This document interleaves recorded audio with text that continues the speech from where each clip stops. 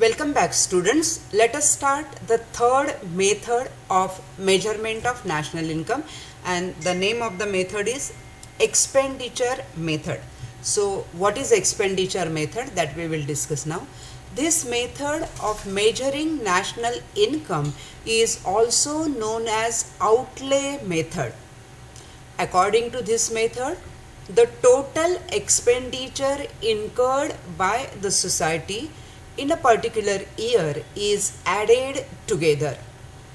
Income can be spent either on consumer goods or on capital goods.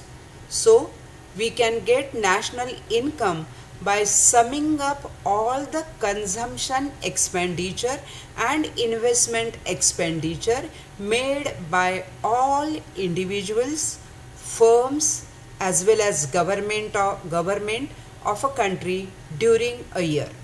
So, the gross national product is found by adding up NI, that is national income, is equal to C plus I plus G plus X minus M plus R minus P. Private final consumption expenditure. Private final consumption expenditure C by households on non-durable goods such as food which are used immediately.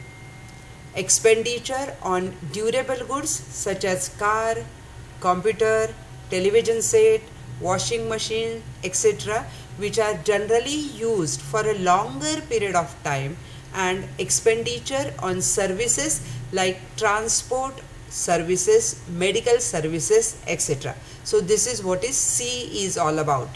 Second, gross domestic private investment expenditure I. It refers to the expenditure made by private business on replacement, renewals and new investment. Next, government final consumption and investment expenditure, that is G.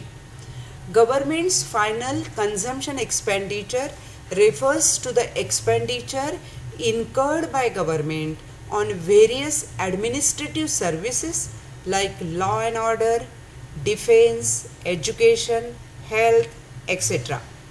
And government's investment expenditure refers to the expenditure incurred by the government on creating infrastructural facilities like construction of roads, railways, bridges, dams, canals, which are used by business sector for the production of goods and services in any economy. Net foreign investment, net export. It refers to the difference between exports and imports of a country during a period of time. And net receipts, that is R minus P, the difference between expenditure incurred by foreigners on domestic goods and services, that is R, and expenditure incurred abroad by residents of foreign goods and services P.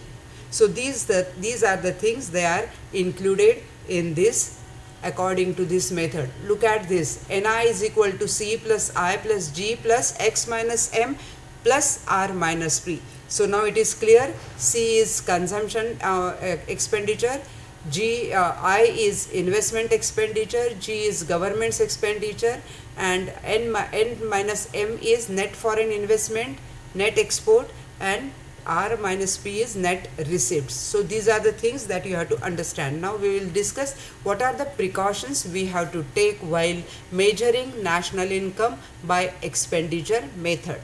Number one, expenditure on all intermediate goods and services should be ignored in order to avoid double counting. Second, expenditure on the repurchase of second-hand goods should be ignored because it is not incurred on currently produced goods. Third, expenditure on transfer payments like scholarships, old age pensions, unemployment allowance, etc. should be ignored.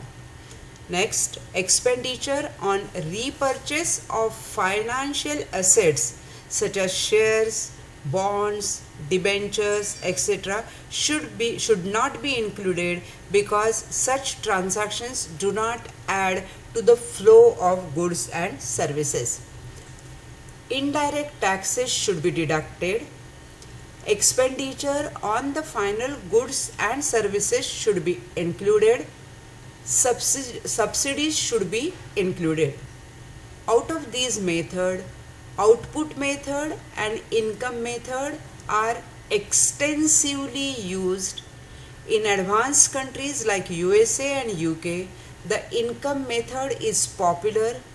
Expenditure method is rarely used by any country because of practical difficulties. In India, the Central Statistical Organization CSO adopts the combination of both output method and income method to estimate national income of India. So these are the three methods: output method, income method and expenditure method.